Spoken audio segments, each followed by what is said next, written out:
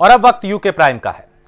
देहरादून में अब जल्द ही उत्तराखंड के कई प्रजातियों के जीव जंतुओं और प्राकृतिक दृश्यों को एक स्थान में देखा जा सकेगा और ये स्थान है झाझरा वन रेंज परिसर में। उत्तराखंड सिटी फॉरेस्ट आनंद वन, मुख्यमंत्री त्रिवेंद्र सिंह रावत और वन मंत्री डॉक्टर हरक सिंह रावत ने इसका लोकार्पण किया।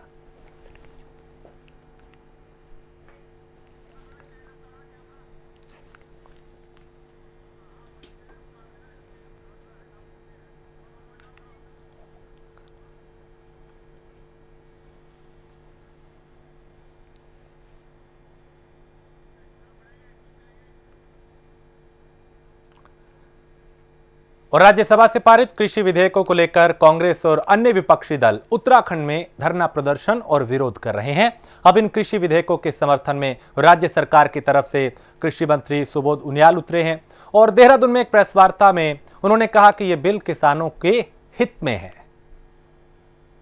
विपक्ष पर यह भी आरोप लगाया कि विपक्ष किसानों को गुमराह करने का काम कर रहा है।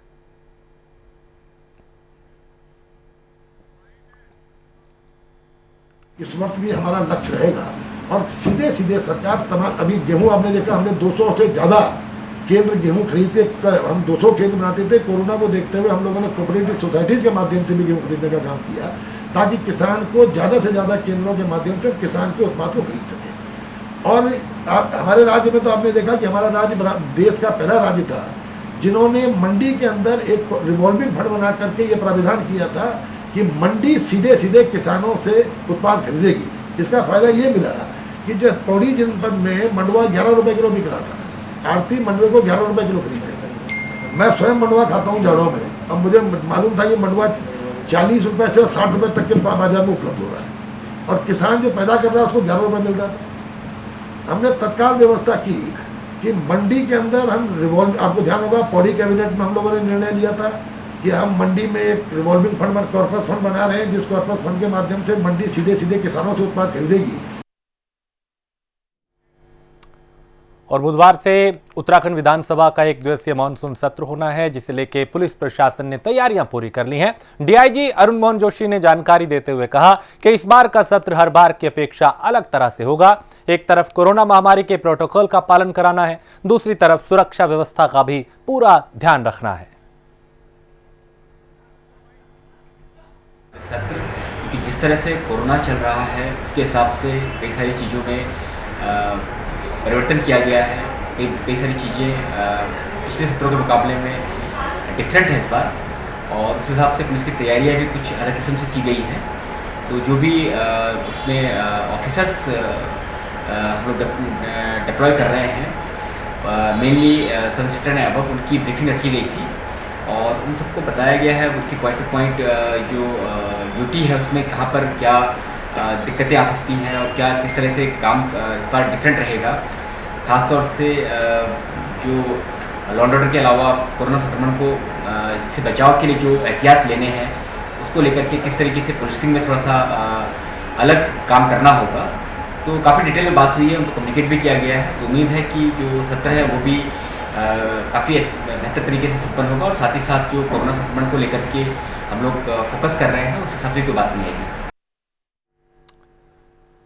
देहरादून में आरटीओ ऑफिस में कार्यरत अधिकारी के घर डकैती के मामले में जांच अधिकारी ने डीआईजी को जांच रिपोर्ट सौंप दी। डकैती के समय 1 करोड़ 38 लाख की लूट होने की जानकारी दी गई थी, लेकिन जांच में अलग ही बात सामने आई जिसे लेकर अब इंटेलिजेंस की टीम इस पूरे मामले की जांच करेगी।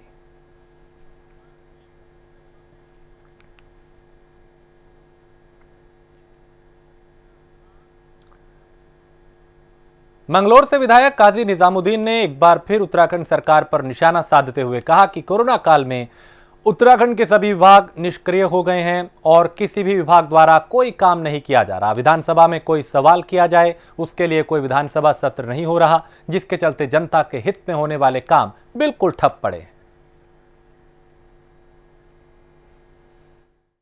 सड़कें टूटी पड़ी हैं, तीर्थ यात्रियों को हद है कि ले जाने की भी कोई व्यवस्था नहीं।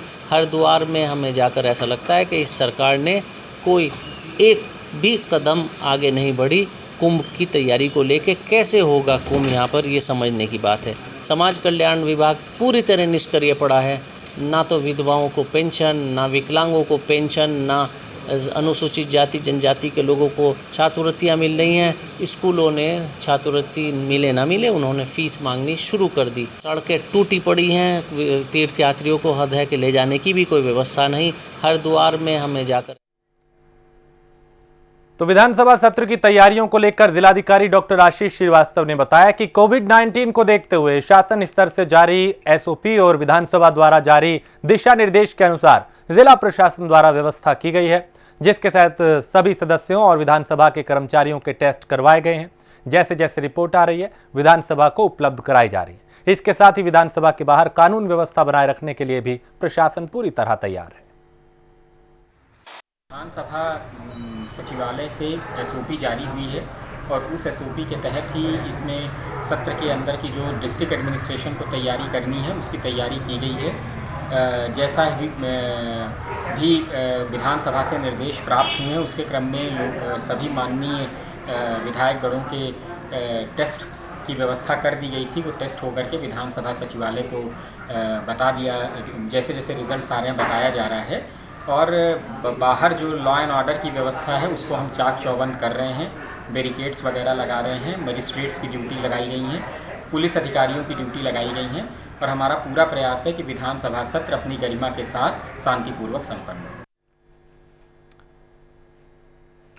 रुड़की में जॉइंट मजिस्ट्रेट नमामि बंसल ने छापेमारी कर एक दुकान से अवैध रूप से 280 लीटर एसिड बरामद किया है और गुड़ मंडी के दुकान पर भारी मात्रा में अवैध रूप से ये एसिड मिला है और टेस्टिंग के दौरान एक सिपाही का हाथ भी एसिड में झुलस गया, जिसे इलाज के लिए अस्पताल में भर्ती कराया गया।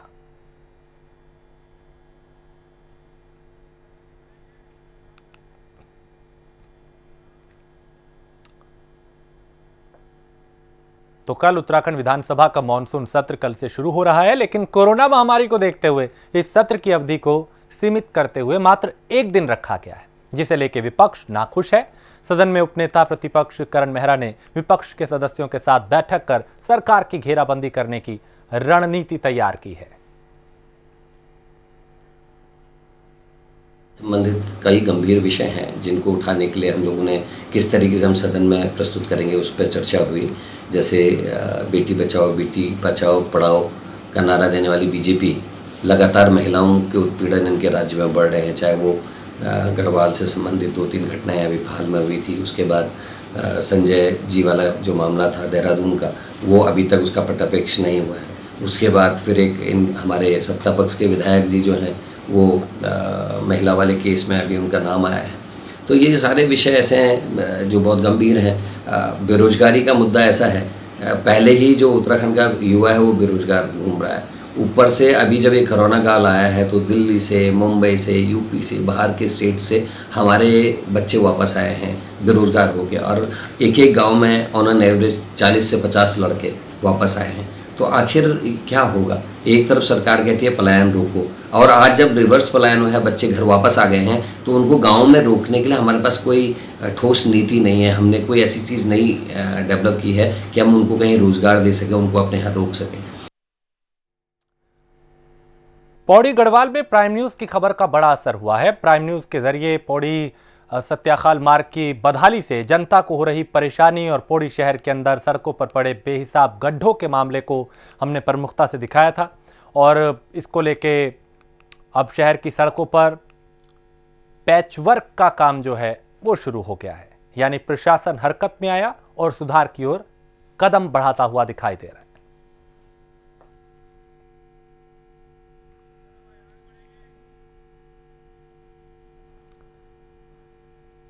और देश में कोरोना का कहर जारी है। आए दिन सैकड़ों लोग कोरोना की चपेट में आ रहे हैं। इस बीच रुड़की के बुग्गावाला निवासी युवक की ऋषिकेश अस्पताल में मौत हो गई। मरने से पहले युवक ने वीडियो बनाकर परिजनों को भेजा था, जो काफी चौंकाने वाला था। वहीं देवी सिंह की मां का भी उसी अस्पताल में इलाज चल रहा था, जहां उनकी मौत के बाद उनकी मां ने भी दम तोड़ दिया। परिजनों का आरोप है कि जब देवी सिंह का शव अस्पताल से निकाला जा रहा था तो उनके शव से खून बह रहा था। भाई किसी ने कुछ नहीं दिया, मेरी टांग में बहुत दर्द हो रहा, या तो इसको काट के फेंकवा दे। ये झूठ बोल रहे साले कि किसी ने दवाई दी है, इंजेक्शन दिया है, ठीक है। किसी ने कुछ नहीं दिया अभी तक, सब झूठ बोल रहे हैं। जितने डॉक्टर को बुलाता हूँ सब ये कहते हैं आ रहे भी, आ रहे भी दे रहे, आ रहे भी दे रहे, सब झूठ बोल रहे। देख ले भाई, क्या करना भाई बता दे, नहीं तो छुट्टी करा दे मेरी, अभी करा दें यहाँ से, ठीक है। बहुत भयंकर दर्द है, पिछले 2 दिन से बहुत भयंकर दर्द है, बहुत दर्द है मेरी टांग में। देख ले वीडियो भेज रहा हूँ, ये सब झूठ, ये सब लोग झूठ बोल रहे, सारे लोग झूठ बोल रहे।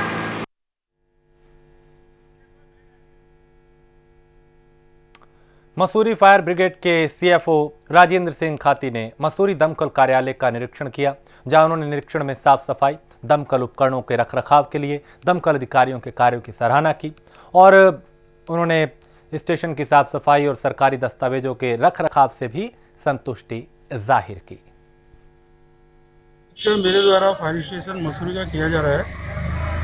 इसी परिप्रेक्ष्य में सभी कर्मचारियों को मेनली जो है कोविड-19 के संबंध में दिशा निर्देश दिया गया है। जो सेंट्रल गवर्नमेंट की गाइडलाइंस हैं उनको फॉलो किया जाए, सोशल डिस्टेंसिंग और ये सैनिटाइज वगैरह इसका प्रयोग किया जाए, मास्क वगैरह लगाया जाए, भीड़भाड़ वाले जगहों पे जाए तो उनका जो है पालन किया जाए।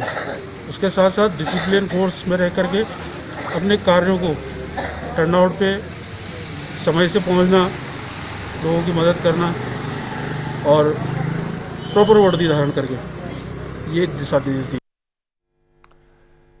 रुद्रपुर में एसपीओ की गुंडागर्दी सामने आई, जहां एसपीओ ने पत्रकार से जांच के नाम पे अभद्रता की और विरोध करने पर अभद्र भाषा का इस्तेमाल किया। वहीं जब महिला पत्रकार ने वीडियो बनाने लगी तो एसपीओ प्रदीप शर्मा ने खुद कबूल किया कि उसने ड्रिंक की है। वहीं पत्रकार की तहरीर पर पुलिस ने केस दर्ज कर कार्रवाई शुरू कर दी है। आप मेरा सुनो, ड्रिंक कर रखी है आपने, आप मेरा और हाँ क्या करके बात कर रहे थे आप? आपके बात करिए, आपने कहा बिलासपुर जा रहे हैं। क्या नाम है आपका? आपका नाम क्या? आपका नाम क्या है? नाम क्या है आपका? प्रदीप शर्मा है। प्रदीप शर्मा कहाँ के रहने वाले? हरिद्वार में समाजवादी पार्टी को बड़ा झटका लगा है। पार्टी के वरिष्ठ नेता नवीन कौशिक ने अपने सैकड़ों समर्थकों के साथ आम आदमी पार्टी का दामन थाम लिया। नवीन कौशिक ने साल 2017 में हरिद्वार की रानीपुर विधानसभा से समाजवादी पार्टी के टिकट पर चुनाव भी लड़ा था। आम आदमी पार्टी के जोनल प्रभारी श्री चंद वोहरा ने नवीन कौशिक को पार्टी की सदस्यता दिलवाई। नवीन कौशिक जी सपा छोड़ के हमारी आम आदमी पार्टी का दामन थामा है। उनके साथ में सैकड़ों लोगों ने आम आदमी पार्टी की आज सदस्यता ली है और अब आने वाले जो समय है आगे बहुत बड़े बड़े चेहरे हमारी पार्टी में शामिल होने वाले हैं और आप देखेंगे कि कल हम इसका एक उदाहरण देंगे कि आम आदमी पार्टी की शक्ति जो है वो कितनी है। कल जो ये सरकार अपनी मनमानी कर रही है तो कल उसी का हमारा विधानसभा का घेराव है जिसे हम कल करने जा रहे हैं। हमारे देहरादून में इसका घेराव होगा और आगे जाके बहुत सारे लोग जो नीतियों से प्रभावित होकर हमारी पार्टी में आ रहे तो एक बहुत बड़ा जो हमारी पार्टी में है एक बहुत बड़ी तादाद में लोग आएंगे और 2022 में हम 70 की 70 सीटों में हम चुनाव जीतेंगे। तो आम आदमी पार्टी के जो भी हमारे कार्यकर्ता है, नेता है, उनसे मिलकर ऐसा लग रहा है कि मैं अपने परिवार में आ गया हूँ और मैं केजरीवाल जी के और दिल्ली में जो कार्य किया है उससे प्रभावित होकर मैंने आम आदमी पार्टी ज्वाइन की है। मैंने ज्वाइन की है, अभी जिम्मेदारी पार्टी जो भी देगी उसको मैं निभाऊंगा, अच्छी तरह से निभाऊंगा। जो भी पार्टी मुझे जिम्मेदारी देगी, आज तो मैंने ज्वाइन की है, पार्टी का जो आदेश होगा उसका पालन किया जाएगा। उधम सिंह नगर के थाना दिनेशपुर क्षेत्र में एक मंदिर के पुजारी की सड़क हादसे में मौत हो गई। मौत के बाद स्थानीय लोगों के जरिए सड़क पर जाम लगा दिया गया। सूचना मिलने पर पहुंची पुलिस ने मौके पर पहुंच के पुजारी के शव को कब्जे में लेकर पोस्टमार्टम के लिए भेजा और लोगों को समझाकर जाम खुलवाया। जयनगर नंबर 1 में शाम करीब 7:30 पौने 8 बजे एक कंटेनर ने स्थानीय व्यक्ति साहब को टक्कर टक्कर मार दी थी, उनकी मौके पर ही मृत्यु हो गई थी। स्थानीय लोग आकर्षित हो गए थे, उन्होंने गाड़ी को भेज दिया था, मौके पर छिड़का बुझा के लोगों को अपने घर को भेजा। 100 को पोस्टमार्टम किया गया। आज 100 का पोस्टमार्टम हो चुका है और उनके परिजनों को बता दिया गया है कि आप उसके बाद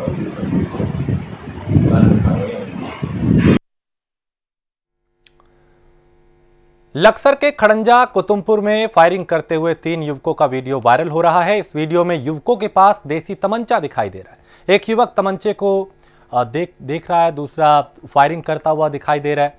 मामले में लक्सर पुलिस ने कार्रवाई करते हुए एक युवक को गिरफ्तार कर लिया है।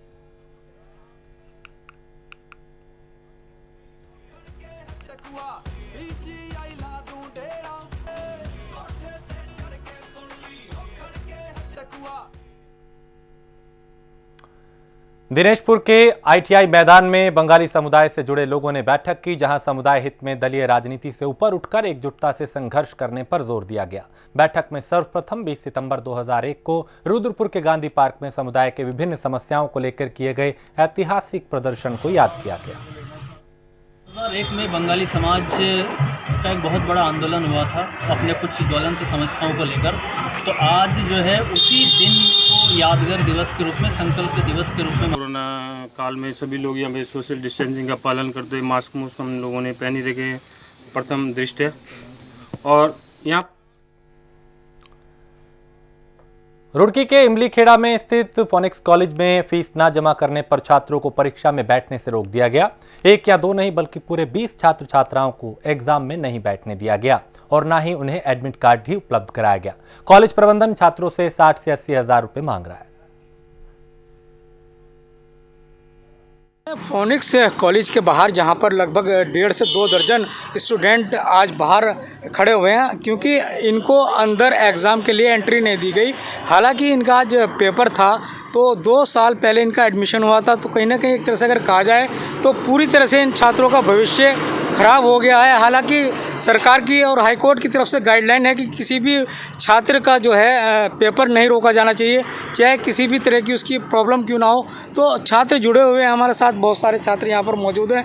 इनसे जानते हैं क्या दिक्कत है जो इन्हें आज एग्ज़ाम नहीं देने दिया गया, क्या प्रॉब्लम आई जो आपको पेपर नहीं देने दिया गया, और क्या पूरी आपकी दिक्कत है, ज़रा थोड़ा अवगत करें। सर एक तो ये हमारे से फ़ीस मांग रहे हैं जो कि हमारे पास नहीं है। हमारे पास सिर्फ 18,000 जो इन्होंने बोला था जमा करनी है, वो हम जमा कर रहे हैं। कोरोना में कहाँ से हम पैसे लाएंगे। दूसरा, इन्होंने स्कॉलरशिप बेस पे एडमिशन कराया था हमें, जिसमें बोला गया था आपको स्कॉलरशिप आए ना आए आपको सिर्फ 18,000 रुपये ही देने हैं। और अब ये बोल रहे हैं कि आपकी स्कॉलरशिप कैंसिल हो चुकी है, आप हमें पूरी फ़ीस दीजिए। 70,000 60,000 किसी से ऐसे मांग रहे हैं ये लोग। अब हम कहाँ से लाएंगे। हम 18,000 देने के लिए तैयार है, ये नहीं ले रहे हैं। ये इन्होंने हमारा एग्ज़ाम भी छुड़वा दिया आज का। तो कितने 2 साल की आपने फ़ीस जमा करी थी, बावजूद उसके आज फ़ीस नहीं दी गई। क्या समझते हैं कि कहीं ना कहीं प्रबंधन का सख्त रवैया कितना नुकसानदेह होगा आपके? सर ये तो बहुत नुकसान है। हमारा एग्ज़ाम ही छूट गया है, सबसे बड़ी बात है। हमारा तो कैरियर है, हमारा कैरियर ही बर्बाद हो जाएगा। हमारा आज एग्ज़ाम छुड़वा दिया इन्होंने सिर्फ फ़ीस के लिए, जबकि हम अपनी जो हमारी फ़ीस है उसको हम कोरोना काल में भी जमा कर रहे हैं। लेकिन ये बोल रहे हैं स्कॉलरशिप वाली भी कीजिए, वो हम नहीं करेंगे क्योंकि इन्होंने बोला था वो कॉलेज की रिस्पॉन्सिबिलिटी है, वो अपने आप करेंगे। एक छात्र और मौजूद है, उनसे भी पूछ लें। आपका क्या नाम है और क्या प्रॉब्लम हुई यहाँ पर जो आज? सर वही मेरा नाम मोहसिन है। प्रॉब्लम यही है, स्कॉलरशिप को लेकर के फ़ीस हम पूरी सबमिट नहीं कर पाए क्योंकि हमारी स्कॉलरशिप आई नहीं थी। वो किसी कारण नहीं आ पाई। जो हमारा एडमिशन 2 साल पहले हुआ था वो इस बेस पे हुआ था कि आपको आपकी स्कॉलरशिप आएगी, आप स्कॉलरशिप बेस पे एडमिशन ले रहे हो। उसके बाद में जो हमें फ़ीस बताई गई थी, हमने 18,000 पर ईयर हमने वो सबमिट की। उसके बाद में फिर अब ये बोल रहे हैं आपकी स्कॉलरशिप नहीं है, आपको 50,000 देने पड़ेंगे और 80,000 देने पड़ेंगे। उसके बाद में आज हमें एग्ज़ाम नहीं देने दिया गया। बच्चे अंदर बैठे हुए एग्ज़ाम दे रहे हैं, बाकी हमारा एग्ज़ाम नहीं देने दिया गया क्योंकि हमें एडमिट कार्ड नहीं दिया गया। आज स्कॉलरशिप को लेकर कहीं ना कहीं छात्रों का एग्ज़ाम रोक दिया गया। स्कॉलरशिप का लालच इन लोगों को एडमिशन के वक्त दिया गया था, पर अब इनको मना कर दिया गया कि आपकी कोई स्कॉलरशिप सरकार द्वारा नहीं दी गई, आपको पूरी फ़ीस जमा करनी होगी। तो पूरा अगर एक तरह से देखा जाए तो छात्रों का भविष्य इस वक्त पूरी तरह से ख़राब हो चुका है, क्योंकि 2 साल इनके गुजर गए थे और फिलहाल इनको पेपर में नहीं बैठने दिया। कहीं ना कहीं अगर बात की जाए तो प्रबंधन का ये सख्त रवैया इनके भविष्य को ख़राब करता नज़र आ रहा है। इसमें सरकार को चाहिए कि जल्द से जल्द कोई इस कॉलेज प्रबंधन पर कोई सख्त कार्रवाई करे और इन छात्रों का कुछ ना कुछ जो ये परेशानी में आज यहाँ पर खड़े हुए हैं, इनको भी कुछ राहत ज़रूर मिलनी चाहिए। मैं अरशद हुसैन, प्राइम न्यूज़, रुड़की। और इसी के साथ इस बुलेटिन में इतना ही। देश प्रदेश की बाकी खबरों के लिए आप देखते रहिए प्राइम न्यूज़।